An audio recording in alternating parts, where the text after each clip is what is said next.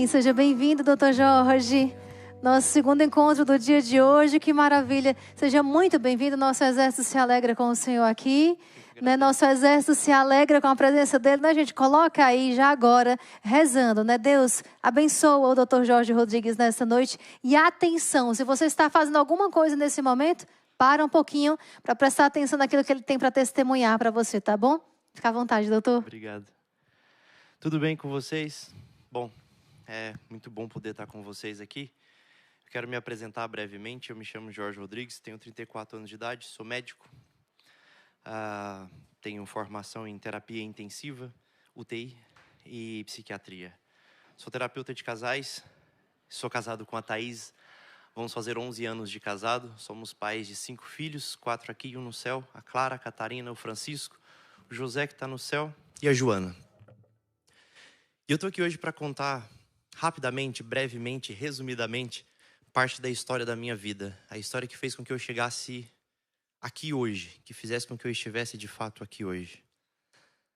Bom, eu sou filho de pais que tiveram um casamento ok, né? Meus pais nunca tiveram exatamente uma boa formação sobre o que seria o casamento ou a família, mas se esforçaram muito no caminho deles.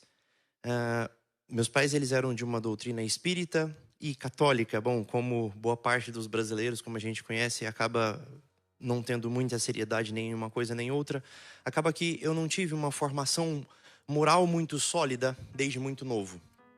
Depois disso, aos 15 e 16 anos de idade, eu estava no ensino médio e eu conheci um rapaz chamado Adelino. Era um menino dito estranho, assim como eu também era. Àquela época eu ainda não tinha recebido o diagnóstico de autismo. Eu tenho facilidade com estudo, com leitura, com decorar as coisas, memória fotográfica, mas tinha uma dificuldade muito grande com empatia social. E esse menino era tão estranho quanto eu. A gente começa a se aproximar e num dado momento ele está lendo um livro. E aquele livro me chama a atenção. Era um livro sobre um filósofo brasileiro chamado Olavo de Carvalho. Ele me apresenta esse livro, eu começo a estudar. Achei esquisito, né? O fato de falar de um filósofo brasileiro não me parecia fazer muito sentido naquele momento. Começo a ler e me surpreendo com a inteligência daquele homem. Depois disso, eu chego para ele e pergunto se ele teria mais livros daquele. Ele disse, bom, tem um outro autor aqui que talvez você goste muito também. E ele me apresenta um outro autor chamado José Maria Escrivá, um santo da Igreja Católica.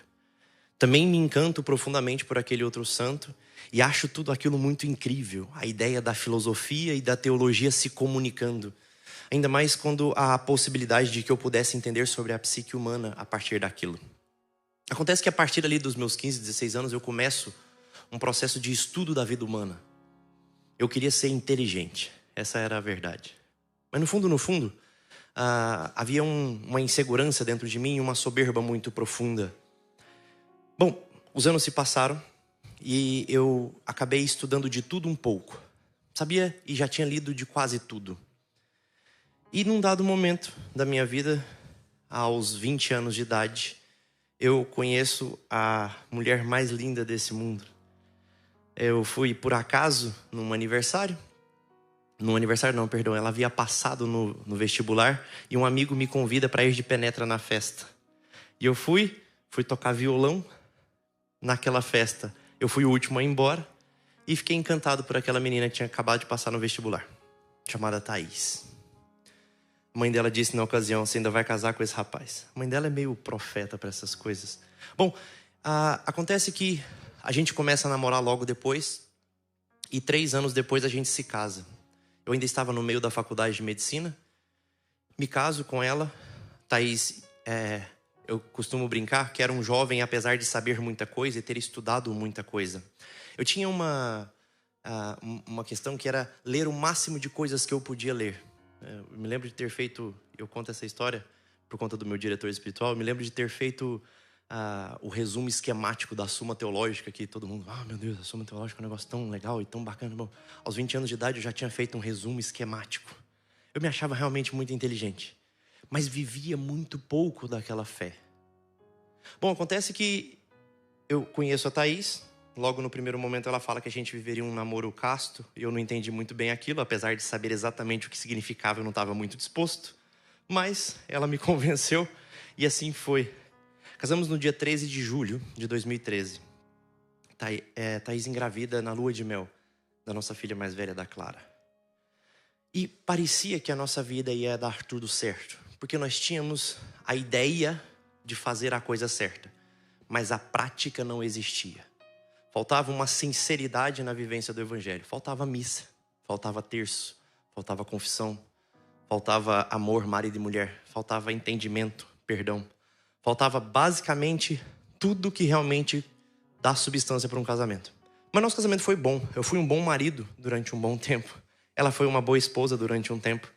Acontece que por conta da nossa imaturidade, falta de conhecimento e falta de fé, falta da prática diária da fé, nosso casamento foi degringolando, foi se afundando. E eu fui tomado cada vez mais por um egoísmo muito grande. Não obstante, o que acontece muito com os casais por aí, eu me tornei médico formado e atuava na área de UTI. Eu era o cara no meu trabalho. Todo mundo me elogiava, todo mundo batia palmas, todo mundo falava, nossa, mas como ele é um médico tão jovem, um cara tão bom em tudo que ele faz. E de fato eu era mesmo. O problema é que eu não era bom marido, porque eu não sabia como atuar como marido. E eu era péssimo pai, porque eu não sabia como estar ali. Como o ambiente da casa me era muito difícil, digamos assim, a minha opção era ficar onde eu recebia aplausos, o que fez com que eu me afastasse cada vez mais da minha família e, sobretudo, de Deus. Esse afastamento foi um afastamento grosseiro, né? O meu diretor espiritual fala que eu virei herege nessa época e de fato foi mais ou menos isso mesmo. Não ia à missa, não me confessava, não rezava absolutamente nada. Dentro de mim começa a crescer um sentimento de profundo egoísmo. Era muito melhor estar trabalhando. E olha que negócio interessante. Diferente do que muitas pessoas pensam, os nossos egoísmos às vezes são revestidos de coisas aparentemente boas. Não, mas eu estava na UTI trabalhando, salvando vidas. Mas isso não é uma coisa digna de aplausos? Isso não é uma coisa bacana? Não, não é. Não é no sentido em que eu abandono a minha casa para fazer isso. Era fuga. Basicamente era fuga. Minha esposa, sem saber muito o que fazer, acabava também de forma impulsiva colocando os pés pelas mãos e a gente só discutia. Só discutia, só discutia. E cada vez mais eu fui sendo tomado por esse egoísmo e uma decisão dentro do meu peito de que eu não queria estar ali. De que eu merecia estar fora de casa. De que a minha felicidade não ia estar ali. E eu mesmo, diante de saber um monte de coisas, de ter estudado um monte de coisas, de ter sido pregador da palavra na minha adolescência e início da fase adulta, de ter pregado no ônibus, de ter pregado em retiro, de ter feito um monte de coisas boas, sabe? De ter... Bom, eu abandono tudo isso e resolvo abandonar a minha família. Resolvo sair de casa. Resolvo sair de casa e a frase é sempre a mesma. Minha esposa, ela diz uma frase que eu acho muito bacana. Ela fala assim, amor, você consegue ajudar tantas pessoas porque, de fato, o demônio não é criativo. E não é mesmo. As coisas sempre se repetem. A maldade é sempre a mesma. Os argumentos são sempre os mesmos. E as frases feitas são sempre as mesmas. Bom, eu mereço ser feliz. Eu mereço ser feliz. Era isso que eu falava. Não, eu mereço encontrar a minha felicidade. Não, eu já fiz tanto por esse casamento e você não entrega nada de volta. Então, quer saber? Vou caçar meu rumo. E foi isso que eu fiz. Acontece que como eu trabalhava muito e eu já ficava muito fora de casa, os parentes, os amigos, as pessoas praticamente não notaram que eu não estava mais em casa. Mas eu não estava. E naquela época eu me decidi por viver uma vida de solteiro. Não só isso. Eu resolvi ser um apóstolo da vida de solteiro e das coisas erradas deste mundo. Eu me lembro que tudo aquilo que eu ganhava de dinheiro era dedicado à festa, à baixaria, a fazer coisas erradas e estar fora de casa e distante da minha esposa e das minhas filhas. Eu fui me consumindo nisto, dia após dia. Nesse intervalo, nesse inteirinho de tempo, uma coisa que eu fui diagnosticado.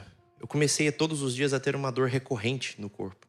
Todos os dias eu acordava com dor, Tive uma lesão no pé que demorou muito para se curar. Até que um médico, um amigo ortopedista, falou, Jorge, você está com um problema que não é ortopédico, parece reumatológico. Eu comecei a investigar e descobri uma doença autoimune chamada espondilite anquilosante. Bom, Resumo da história, a espondilite, só para vocês entenderem, é uma doença que causa muita dor. Quando a gente está em crise, basicamente dói tudo. Dói quadril, dói coluna, dói cervical, dói ombro, dói cotovelo, dói punho, dói pé, dói tudo. Basicamente isso. E nessa ocasião eu descobri essa espondilite e ela foi se agravando cada vez mais. Obviamente por conta dos meus hábitos de vida.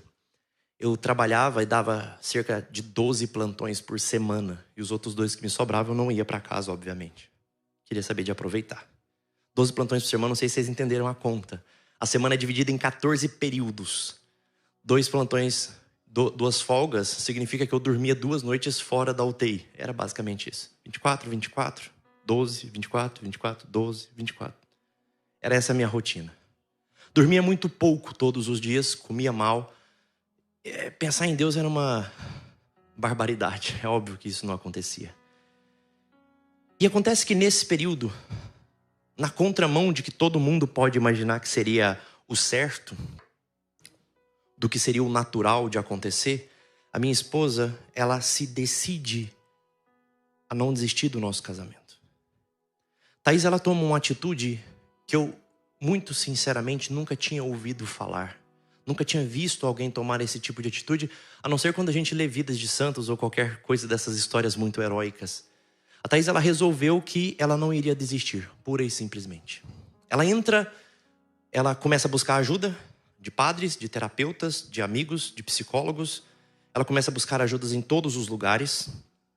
Ela começa num processo de oração profunda e transformação pela oração, pela Eucaristia e pela confissão. Pelo Santo Terço. Thaís acordava todos os dias de madrugada para rezar o rosário. E diante desse abastecer-se da oração, ela começa uma atitude de servir. Servir é se doar. Servir é se entregar para que o outro fique feliz, para que o outro seja salvo. Servir é rezar, sim. Mas ela fazia a minha comida preferida e levava na UTI. E eu rejeitava. Ela comprava alguma coisa e me dava de presente e eu rejeitava. Ela mandava mensagem dizendo que estava com saudade, que pensou em mim, rezou por mim. E eu rejeitava. Ela tentou de todas as maneiras me acessar e por várias e insistentes vezes eu disse a ela: para de me encher o saco, para de me procurar, para de tentar, o nosso casamento acabou, eu não te amo, eu não te respeito, eu não tenho a menor vontade de ficar próximo de você, eu quero que você suma e desapareça da minha vida, eu só não faço isso agora porque a gente ainda tem os nossos filhos. Mas eu não quero olhar na sua cara. Eu disse isso muitas vezes para ela. E é estranho porque eu começo a achar que a minha esposa estava maluca completamente. Porque parecia que quanto mais eu a rejeitava, mais forte ela ficava. Mais insistente na oração ela ficava. Acontece que num dado momento, eu tomado pelo meu egoísmo, a doença avança, eu comecei a reclamar muito da vida para todos, para tudo que eu tocava. Havia nessa época um estudante de medicina que ele gostava muito de mim. Ele quase que me idolatrava. Era um rapaz muito bom. E ele dizia assim que eu era o melhor médico que ele já havia conhecido. Como eu disse, de fato, no exercício da medicina, na UTI, eu era realmente muito bom. E ele dizia: nossa, eu quero ser como você.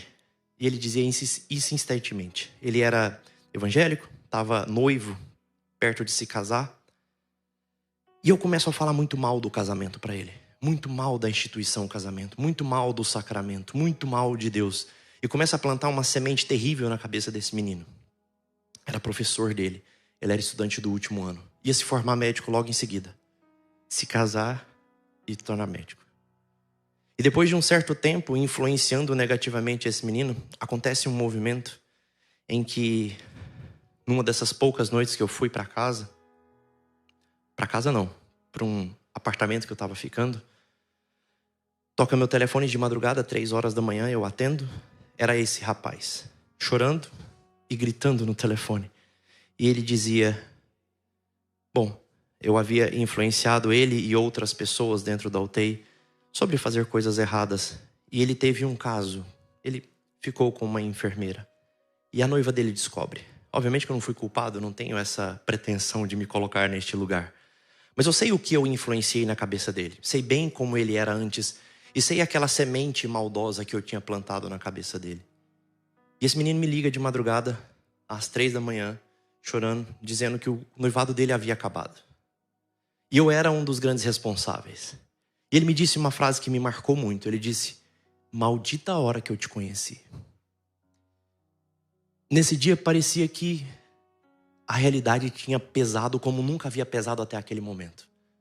Acontece que quem está vivendo no erro vive anestesiado da realidade. A gente vive como se fosse uma espécie de fantástico mundo de Bob, um imaginário constante e insistente. É como se a vida não fizesse sentido porque você não a toca mais. Você não consegue se apresentar à realidade criada por Deus. Porque é isso, porque a realidade é o trono da verdade que é Cristo. Então eu preciso me ausentar desse mundo real.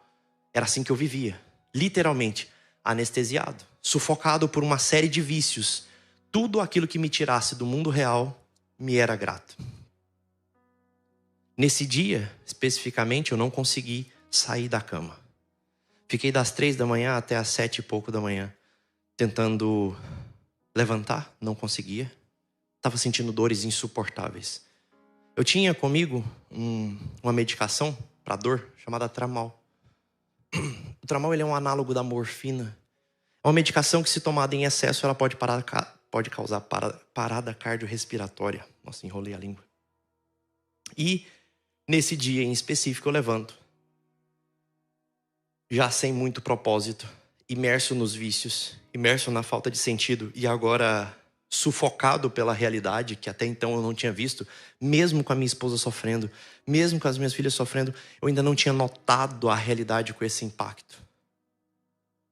Eu pego aquele comprimido, tomo um comprimido, que eu estava com muita dor, não resolve, tomo um segundo, não resolve. E eu resolvo tomar o frasco todo. Deviam ter uns 40 comprimidos ali. O suficiente seria que uns 7 ou 8 comprimidos poderia me matar. Eu tomo uns 40 comprimidos.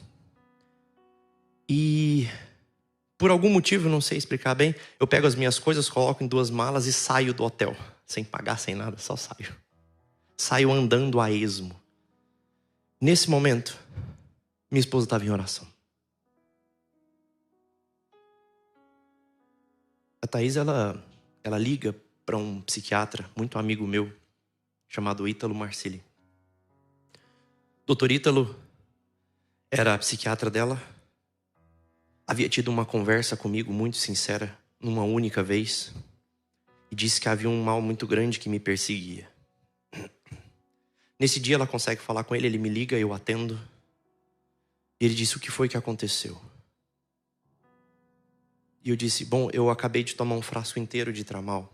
E o Ítalo fala: bom, acontece que por conta do excesso da medicação, o meu estômago não aguentou, então eu comecei a vomitar. Muito, muito mesmo.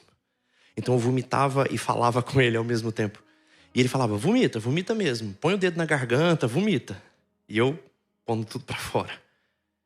Nisso a minha esposa estava me procurando, andando na cidade. Procurando de todas as formas. Ela não fazia ideia de onde eu estava. Ela não sabia qual hotel que eu estava. Ela não sabia em que lugar da cidade que eu estava. Ela não sabia nada. Ela só estava andando a esmo. E depois de vomitar muito e andar muito, eu andei mais ou menos uns 6 quilômetros, cambaleando. Eu viro para o Ítalo, estava falando com ele no telefone. Digo para ele: olha, eu não consigo mais andar. A minha respiração já está muito ofegante, eu acho que eu vou apagar. Eu sabia que eu estava chegando no ponto em que a medicação, apesar de ter vomitado bastante, estava chegando no ponto em que a medicação podia causar um efeito sedativo, eu ia apagar, e o resultado seguinte ia ser uma parada cardiorrespiratória. E eu falei para o Ítalo, olha, eu não consigo mais andar. Ele falou: tudo bem, fica onde você está. Eu só preciso de um ponto de referência, qualquer coisa. E eu falei: bom, eu estou diante de um posto de gasolina. Ele falou: fica aí, senta aí. Me dá o nome do posto. Eu falei: chama Posto Siloé. E é engraçado porque nessa hora o Ítalo começa a dar uma gargalhada no telefone. Ele começa a rir. E ele ria, e desculpa o palavreado, mas ele falava: caralho, caramba, Deus é zoeiro demais. E falava desse jeito. Naquele momento eu ainda não tinha entendido do que ele estava falando ou por que ele estava se comportando daquela maneira. No fundo era com um coração disposto, um coração atento que estava vendo um milagre. Ele liga para Thaís e fala, olha, ele está num posto que chama Siloé. E a Thaís fala, bom, esse posto está a 100 metros de mim. Ela estava lá do lado. Ela chega até o posto de gasolina, me coloca dentro do carro e corre para o hospital. A gente consegue chegar a tempo no hospital, reverter o efeito da medicação. Os médicos conseguem me atender rapidamente e, enfim, minha esposa salva a minha vida. Nesse meio tempo ela tinha ligado para um padre muito amigo nosso, o padre Rafael, veio de Brasília correndo. Ele chega, eu internado, cheio de aparelho, cheio de coisa. Ele entra e pergunta, você tá bem? Eu falo, tô. Ele falou, vamos confessar. Tá bom? Se confessa agora, já pôs a estola. E é interessante porque eu começo a falar todos os meus erros, todos os meus pecados, tudo aquilo que eu havia passado, tudo aquilo que eu havia errado, todo aquele tempo de mazela. E depois que eu termino, ele insiste e fala assim, me fala o teu pecado. Eu disse, bom, eu acho que eu já falei tudo, tá faltando alguma coisa? Ele falou, falta uma coisa. O que começou tudo isso? Eu disse, eu já sei. Foi a falta de esperança. Eu deixei de acreditar de que Deus de fato existia. É o pecado contra o primeiro mandamento. É a perda da esperança de que Deus está lá. Eu voltei para casa. Depois disso, não melhorou rápido assim não, gente. Depois disso eu passo 2 semanas internado numa clínica psiquiátrica. Não sei se vocês sabem como é que é uma clínica psiquiátrica, mas não é um ambiente legal. Não é mesmo. É um ambiente com drogados, com alcoólatras, com esquizofrênicos. É um ambiente extremamente difícil. Minha esposa passa essas 2 semanas internada comigo. Não saiu do meu lado. Na ala masculina. Ficou ao meu lado esse tempo todo. Eu volto para casa e a frase que eu digo para ela é, eu não sei porque eu estou aqui. Eu não entendo porque eu estou aqui.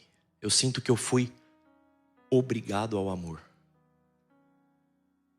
Depois desse episódio, ainda dentro da clínica psiquiátrica, esqueci de contar essa parte, eu ligo para aquele amigo, aquele que perdeu o casamento, ligo para a noiva, ligo para ele, converso com os dois e faço a minha primeira terapia de casais. Eles se casaram, eu fui padrinho de casamento deles. E depois disso, eu começo a entender o que era a vivência do Evangelho. E ela tem tudo a ver com fazer aquilo que não exatamente eu quero, mas insistir e persistir no servir e no orar. Onde eu me abasteço em oração, ainda que eu não sinta, e sirvo insistentemente, ainda que eu não queira. Acontece que quando a gente começa a fazer aquilo que tem que ser feito, a gente aprende a amar aquilo que tem que ser feito. Torna-se bom e gostoso. Eu começo a entender que a reparação de tudo aquilo que eu havia feito é compreendendo da forma como eu cheguei até ali, entendendo tudo que aconteceu dentro de mim, tendo o conhecimento teológico, filosófico e psicológico de tudo aquilo, eu falei, bom, o meu ato de reparação é salvar o máximo de casamentos que eu puder. Fazer com que as pessoas alcancem a Deus. Entender que as mentiras, as separações, as traições, num matrimônio, num casamento, não são o fim. Uma vez alguém disse para mim, Jorge, eu não tenho que ficar lutando pelo meu marido, a salvação é individual. São Cirilo de Jerusalém vai dizer o seguinte, ainda que a nossa salvação seja individual, quando um marido ou uma esposa se dispõe a unir-se totalmente em amor por aquele, o amor o alcança, mesmo que ele não queira. Nosso Senhor bate e espera que a gente abra, mas se vocês são uma só carne, você pode abrir essa porta mesmo que o outro não deseje. O que eu quero dizer para vocês é que há uma esperança. Ah, Jorge, isso só dá certo quando os dois querem. Nunca foi sobre isso. Não é mesmo. Alguém inventou isso e isso está errado. O meu testemunho, ele serve de uma coisa, para dizer para vocês que quando uma pessoa decide-se a dizer sim, eu aceito essa cruz, por mais pesada e difícil que ela seja, tudo pode mudar. A minha vida hoje, ela é dedicada a Deus, a fazer da minha esposa a mulher mais feliz desse mundo. E eu sei que ela está ouvindo isso, eu estou tentando. Eu estou dando tudo de mim. A fazer a minha esposa a mulher mais feliz desse mundo. A ter quantos filhos Deus nos mandar e educá-los para que sejam santos. E fazer da minha vida um testemunho de reparação. Para que vocês entendam que há uma sincera esperança. E quando eu digo que há esperança, eu não digo que há esperança da forma como um filósofo diz que há esperança. Eu não digo que há esperança da forma ou aos moldes que um profeta diz que há esperança. Eu digo que há esperança aos moldes que Tomé diz. É interessante a gente pensar que Tomé, ele faz a profissão de fé perfeita quando ele toca as chagas de Cristo.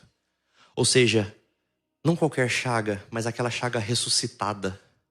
Quando nós tocamos uma chaga ressuscitada, presta atenção, quando nós tocamos um testemunho de sofrimento que foi transformado em vitória, quando nós tocamos a chaga ressuscitada, a porção de fé de dizer que Cristo é Deus é óbvia. Deus se torna óbvio. O amor se torna óbvio. Afinal de contas, eu não estaria aqui não fosse o sincero amor da minha esposa. Minha mulher não salva só a minha vida, ela salva a nossa família. E não é só isto. O sim dela salva outras centenas de milhares de famílias. Eu recebo todos os dias testemunhos de famílias restauradas, casamentos restaurados, divórcios de mais de 10 anos desfeitos, famílias que foram resgatadas, filhos que ajudaram os pais a voltar. Todos os dias eu recebo esses testemunhos e uma coisa que eu preciso dizer para vocês com toda sinceridade do meu coração: existe esperança. Existe uma sincera esperança. A esperança de um amor que é capaz de restaurar até o mais duro dos corações, até o mais egoísta dos corações. Isso é completamente possível. Só que não é pela força do nosso braço. Não existe restauração matrimonial no insistir até acontecer. Não é assim. É um dobrar-se diante de Deus e falar: Senhor, eis-me aqui. Não é um aceitar a cruz, mas abraçá-la, sincero e honestamente. O sim da minha esposa foi capaz de restaurar, como eu disse, centenas de milhares de casamentos. É um número estratosférico que nem eu me dou conta. Nem eu entendo ele muitas das vezes. Mas que é real. O meu convite, muito sinceramente, de alguém que foi Tomé, que precisou tocar a chaga ressuscitada para conseguir falar, que de fato testemunhou o amor diante de mim, de alguém que foi obrigado ao amor. Obrigado ao amor. Há esperança. Há esperança. Há uma sincera esperança. A esperança, ela não morre. A esperança, ela morreu e ressuscitou ao terceiro dia. E ela é aquela que pode trazer as famílias de vocês de volta. É isso. Amém, Jesus. Doutor Jorge, normalmente eu termino depois da pregação lá do outro lado e a gente chama Jesus para começar o texto do combate. Mas uma doutora amiga minha, que tem se fortalecido muito, se inspirado muito no seu exemplo, ela falou: irmão, tem que rezar muito pelo doutor Jorge, porque ele é muito atacado espiritualmente, a saúde dele, porque ele tem feito muito bem a muitas famílias. E olha só, gente, o primeiro milagre de Jesus foi num casal, num casamento, por intercessão de Nossa Senhora. Hoje nós vamos começar a novena do Sagrado Coração. E Deus quis, foi até um pouco uma surpresa para mim, Deus quis que começasse a novena do coração de Jesus com esse testemunho, trazendo esperança. Eu quero fazer um apelo agora, todo o exército de São Miguel, os que estão em torno de 40 mil agora ao vivo pelo Instagram, Facebook e YouTube, mas aqueles que vão assistir depois também, esse compromisso de rezar pelo Dr. Jorge. Por quê?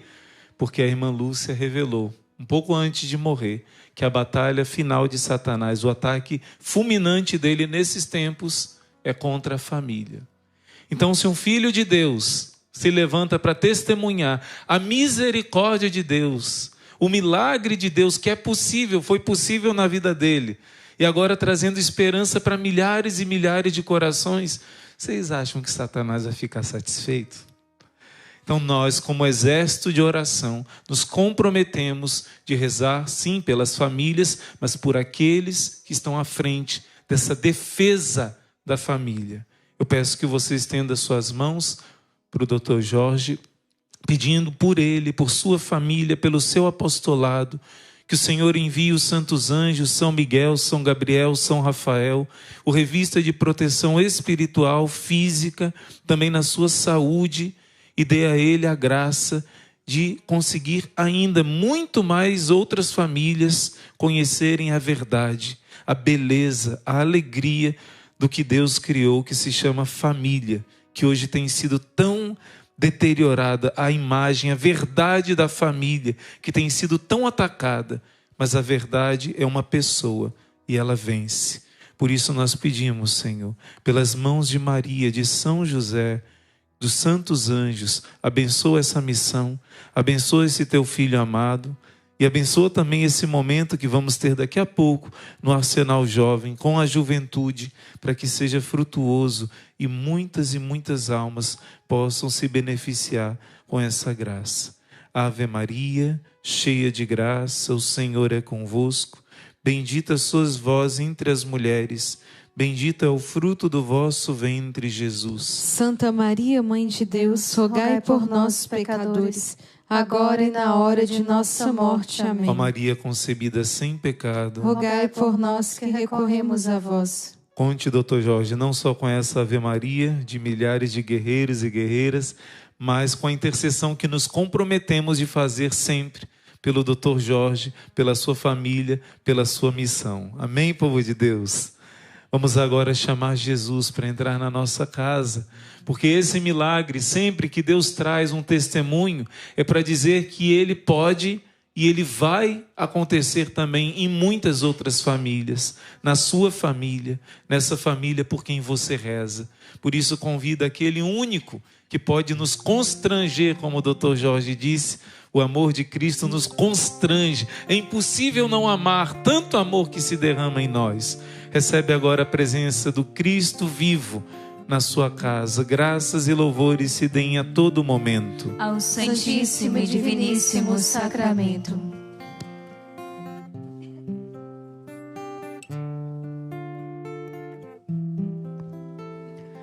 Ó Jesus, ao teu coração confio minha necessidade. Toma, Jesus. Toma, e depois deixa teu coração atuar. Ó Jesus, eu conto contigo, eu confio em ti. Ó Jesus, em ti estou seguro, eu me entrego a ti. Tu disseste, se queres agradar-me, confia em mim. Se queres agradar-me mais, confia mais, imensamente mais. Confia mais, confia imensamente mais, confia no Senhor. Imensamente mais.